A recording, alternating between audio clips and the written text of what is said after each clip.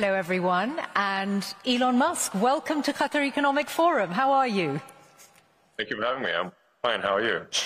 Very well, thank you, and very pleased to have you with us. Among those here in the audience in Doha are some you will know, people who have backed you financially over the years. Since you last spoke here in 2022, a lot has changed in your life. You're not only running multiple companies, you were doing that then, but now you also have a role in government. So first of all, I hope you won't mind if from time to time I have to move you from one topic to another, because we have a lot to cover in the time we have. That will be all right?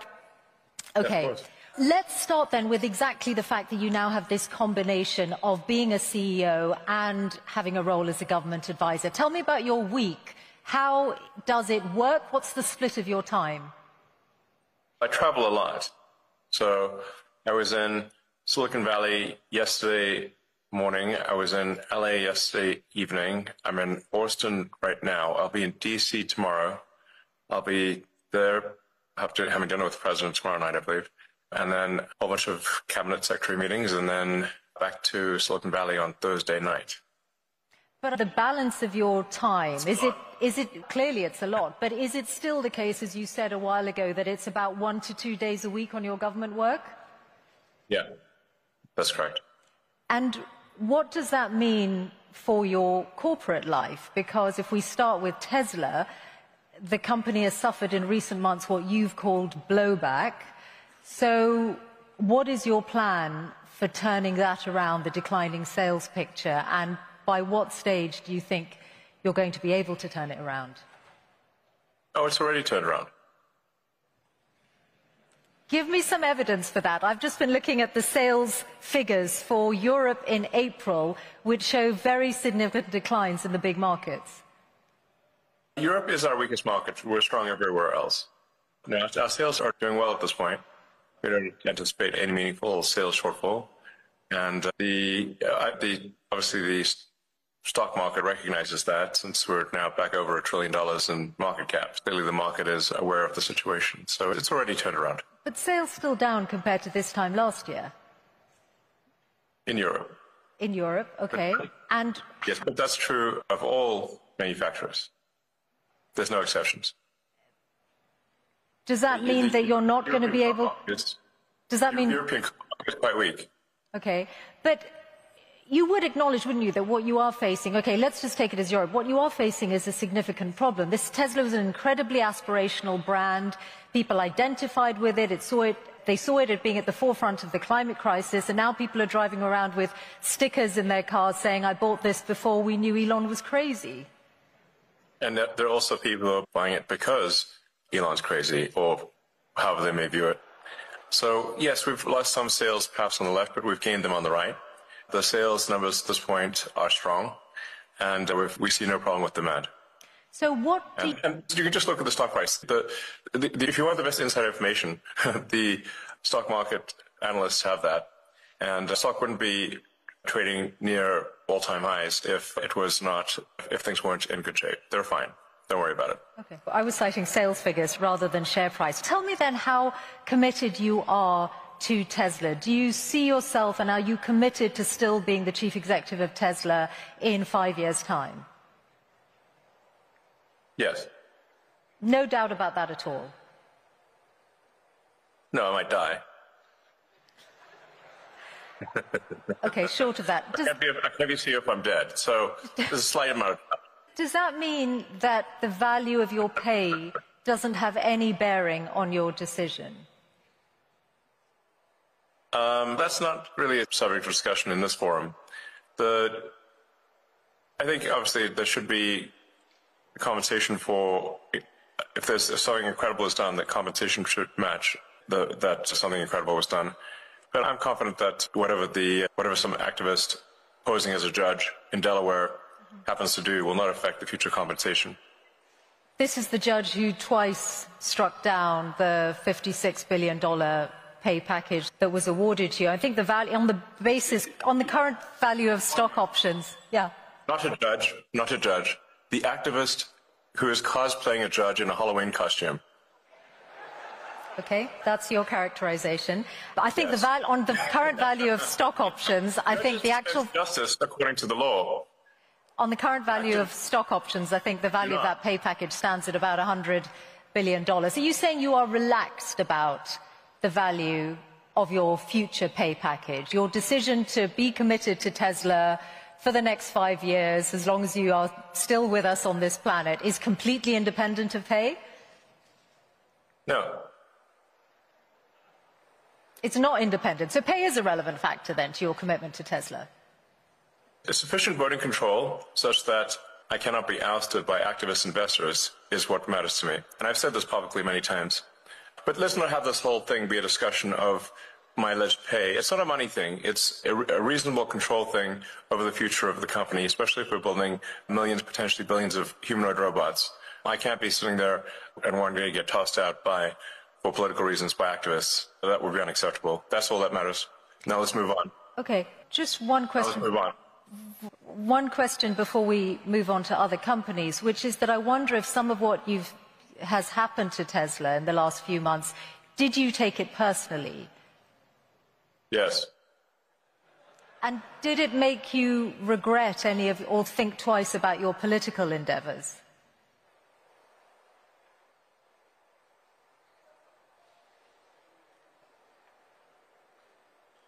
Because I did what needed to be done.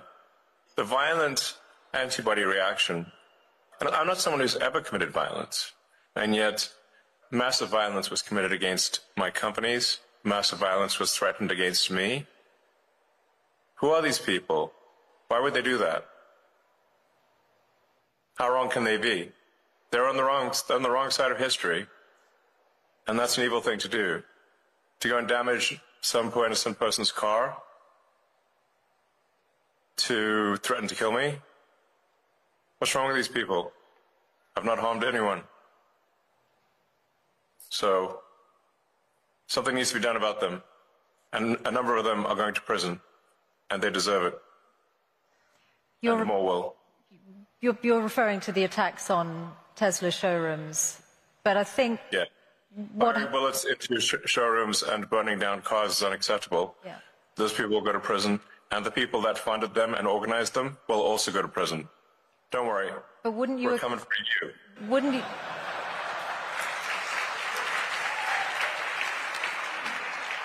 But wouldn't you acknowledge that some of the people who turned against Tesla in Europe were upset at your politics, and very few of them would have been violent in any way? They just objected to what they saw you say or do politically. It's certainly fine to object to political things, but it's not fine to resort to violence and hanging someone in effigy and death threats. That's obviously not okay. That's absurd. That is in no way justifiable at all, in any way, shape, or form. And some of the legacy media nonetheless have sought to justify it, which is unconscionable. Shame on them. Let's talk about your other companies then and other business areas, SpaceX. I saw that you said in a speech at the West Point Military Academy recently that the future of warfare is AI and drones. And obviously defense is an increasingly booming sector with the state of the world at the moment. Do you see SpaceX moving into weaponized drones?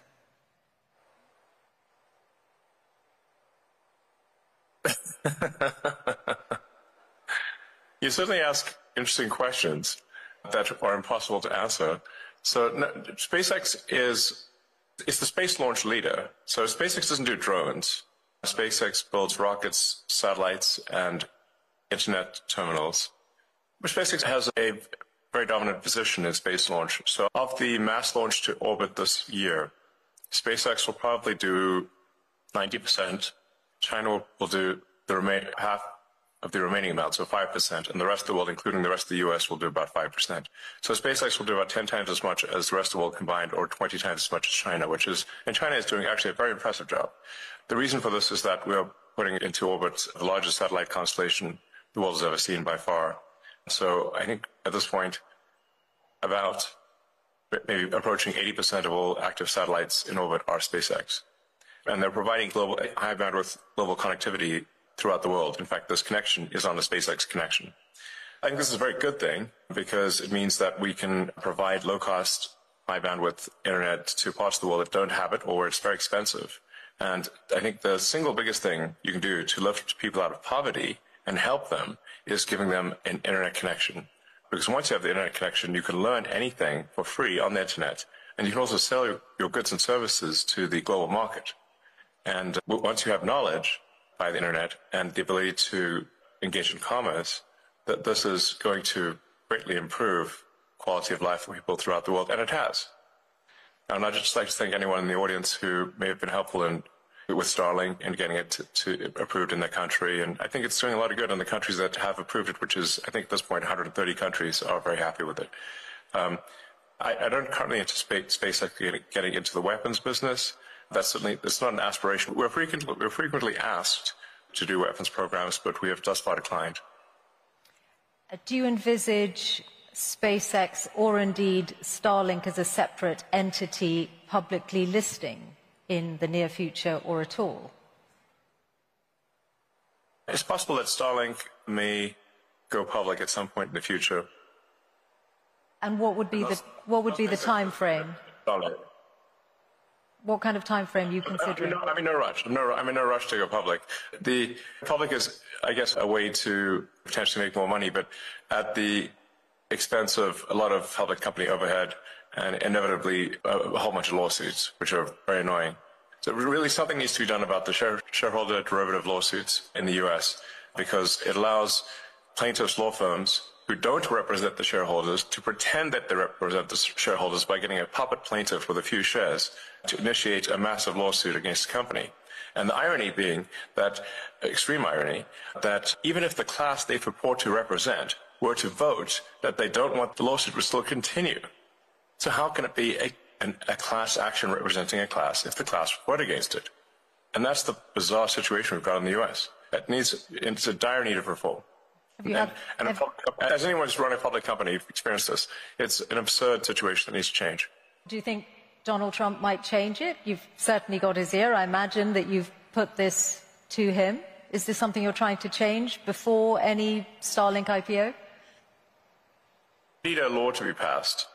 The trouble being that you need 60% of votes, and the Democrats will vote against it. The plaintiff's bar is, I believe, the second largest contributor to the Democratic Party. That's the issue. At the state level, this can be solved. And I should say, Texas recently passed a law which, at least at the state level, made lawsuits much more reasonable because you have to get at least 1 in 33 shareholders to agree that they are part of a class of shareholders. 3%. Okay. This will really help with frivolous lawsuits. Okay. Let's talk about AI, which is in so many of your businesses and in all our worlds in different ways. It's one of the big changes, the development of generative AI, since you last spoke to this forum 3 years ago. You're in this space, of course, with Grok, which almost everyone will know. You co-founded OpenAI and then left, and you've obviously got a legal battle with OpenAI and Sam Altman. I wonder if you could say something about the status of that, because you were together in Saudi Arabia with the president last week with Sam Altman. In the same place at the same time. Sam was in the neighborhood. Okay, so does that mean you are pushing ahead with the lawsuit against OpenAI? Yes. So I came up with the name OpenAI as an open source and as a non-profit. And I funded OpenAI for the first roughly $50 million. And it was intended to be a non-profit open source company. And now they're trying to change that for their own financial benefit into a for-profit company that is closed source. So this would be like, let's say you funded a non-profit to help preserve the Amazon rainforest. But instead of doing that, they became a lumber company, chopped down the forest and sold the wood. You'd be like, wait a second, that's not what I funded. That's OpenAI. They've made some changes to their corporate structure, though, haven't they, since? In recognition of what you've said. And... No, that's just what they told the media. Okay. They have partly walked back their plan to restructure the business. I guess that's made no difference to how you feel about it. So you're determined to see them in court? Of course.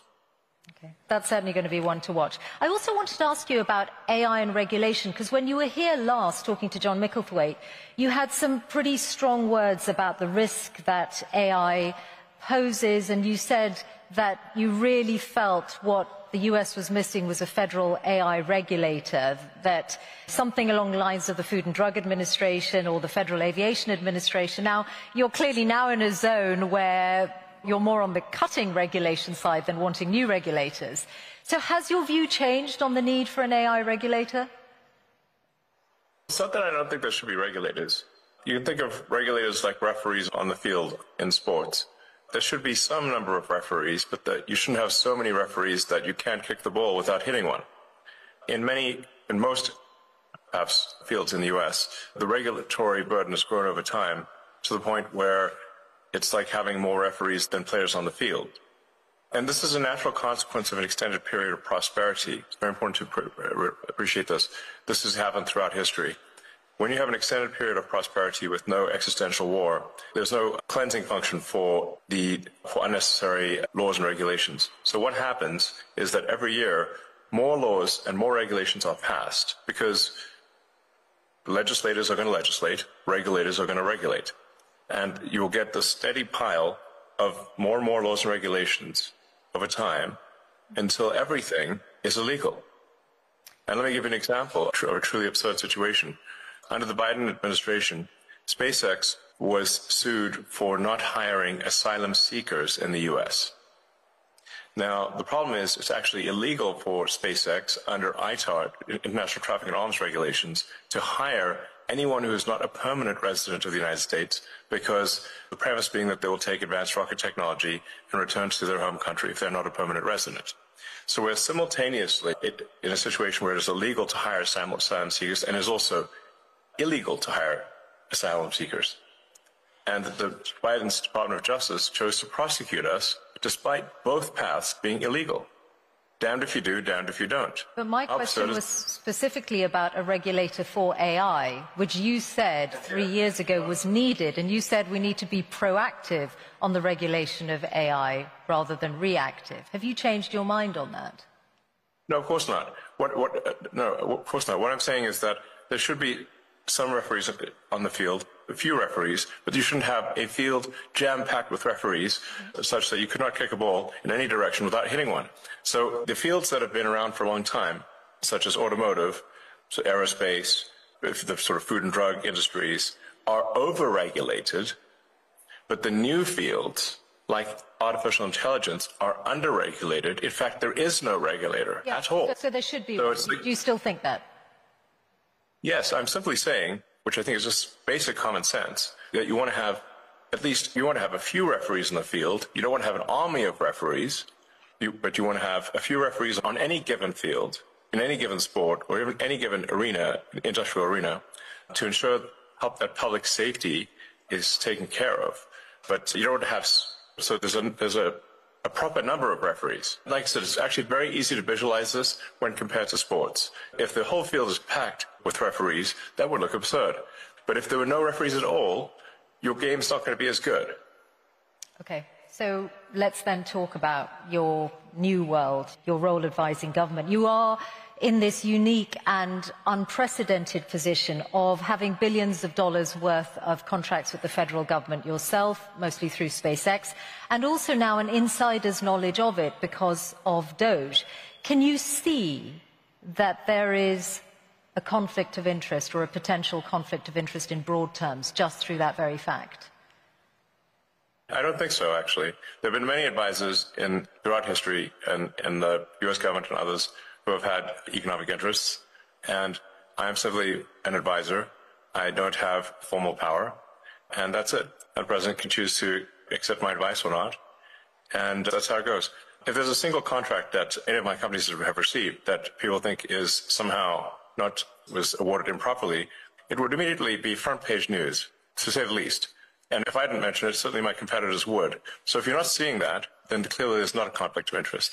There's another way, though, to look at it, that, for example, you have many competitors, whether it's companies like Boeing or companies who would like to do more of the kind of work you do for NASA, Blue Origin, Rocket Lab, and because Doge is in every federal government department, you or people who work for Doge, and you are the driving force behind it, have an insight into those companies' affairs and those companies' relationships with the federal government? No, all we do is we review the organization to see if the organization has departments that are no longer relevant, and are the contracts that are being awarded good value for money. In fact, frankly, the bar is not particularly high. Is there any value for money in a contract? And if there isn't, then we make recommendations to the Secretary. The Secretary can then choose to take those actions or not take those actions, and that's it. And then any action that is as a function of Doge is posted to the Doge website and to the Doge.gov or at Doge handle on the X platform. So it's complete transparency, and I've not seen any case where, to the best of my knowledge, there's even been an accusation of conflict, because it's completely and utterly transparent. That's it. And what about the international dimension? Now, let's think about Starlink. Starlink is obviously a very good internet service. It's sought after all over the world. It's critical to the front line in Ukraine. It has also had more contracts coming its way, and there is some evidence that companies are allowing access to it because they want to be close to the Trump administration and send the right signal. So Bloomberg broke news today that the South African government is working around the rules on black ownership in order to allow Starlink in, and that is being done on the eve of the visit that President Ramaphosa is going to make to the White House. Do you recognize that as a conflict of interest? No, of course not. First of all, you should be questioning why are there racist laws in South Africa? That's the first problem. That's what you should be attacking. It's improper for there to be racist laws in South Africa. The whole idea with what Nelson Mandela, who was a great man, proposed was that all races should be on an equal footing in South Africa. That's the right thing to do, not to replace one set of racist laws with another set of racist laws, which is utterly wrong and improper. So that's the deal, that all races should be treated equally, and there should be no preference given to one or the other. Whereas there are now 140 laws in South Africa that basically give strong preference to if you're a black South African and not otherwise. And so now I'm in this absurd situation where I was born in South Africa but cannot get a license to operate in Starlink because I'm not black. It looks Does like that that's seem about right to you? looks like that right to you? Looks like that's about to change. I just asked you a question. Please answer. Does that seem right to you? Those rules were designed to bring yes or no? Those rules were designed to bring about an era of more economic equality in South Africa, and it looks like the government has found a way around those rules for you. I asked you a question. This is your interview. Everyone wants to hear from you. I asked you a question. Yes or no? Not Racist for me. Laws, yes or no? Not for me to answer. I have got a question for you about your government work there and the amount of savings. Why do you like racist laws? This is not for me to answer. Come on. Yes, it is. Now, you wouldn't be trying to dodge a question. No, you have to ask the question. I answer my question. You answer mine. I think I'm sure you can have that conversation directly with the South African government if you want to.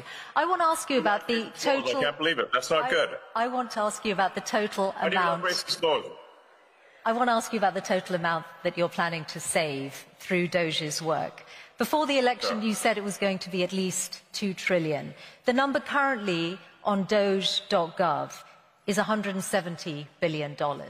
That's a big change. What happened to the $2 trillion? Well, do you expect it to happen immediately?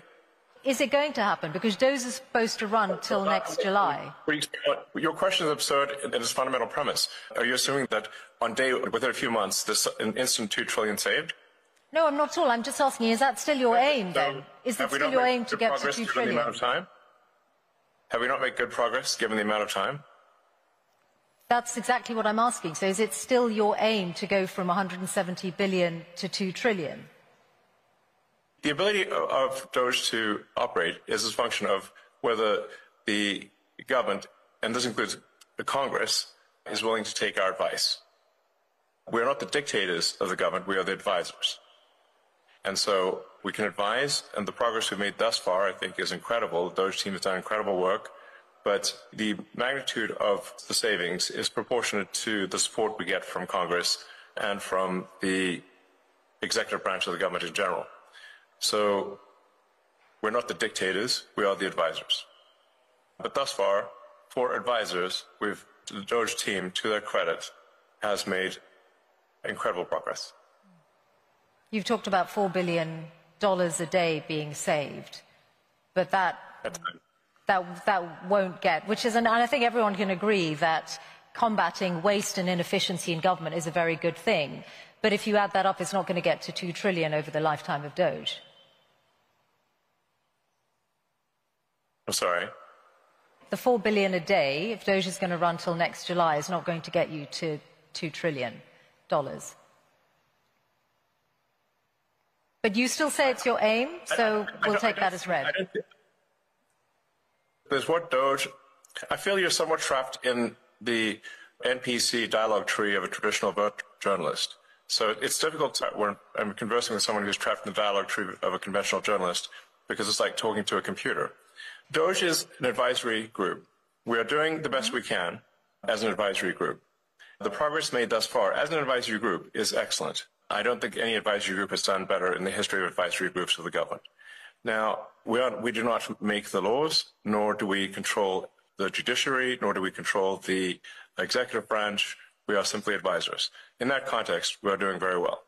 Beyond that, we cannot take action beyond that, because we are not some sort of imperial dictator of the government. There are three branches of the government that are to some degree opposed to that level of cost savings. But nonetheless, let's not criticize whether there's $4 trillion, and instead look at the fact that $160 billion has been saved, and more will be saved too. And as I said, I think everyone can agree that cutting waste and indeed fraud in any government and being responsible with taxpayers' money is a very good thing. So yes. I can see that you're proud of that work. I do want to ask you about US aid and the comments that Bill Gates made the other day, and I know that you called him... Yeah, he's a huge liar. I know, you've said that already. That's wondered... also, and I'm just... Who does Bill Gates think he is to make comments about the welfare of children, given that he frequented Jeffrey Epstein? He said he regrets those, and he spent a lot of his own money on philanthropy around the world over the years. My question to you is: have you looked at the data to check if he might be right that the cuts to USAID might cost millions of lives? Yes, I'd like him to show us any evidence whatsoever that is true. It's false.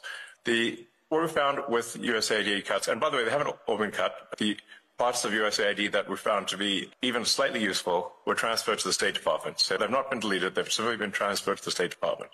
But many times over with USAID and other organizations, when they said, oh, this is going to help, children, or it's going to help some disease eradication or something like that. And then when we ask for any evidence whatsoever, I say, please connect us with this group of children so we can talk to them and understand more about their issue. We get nothing.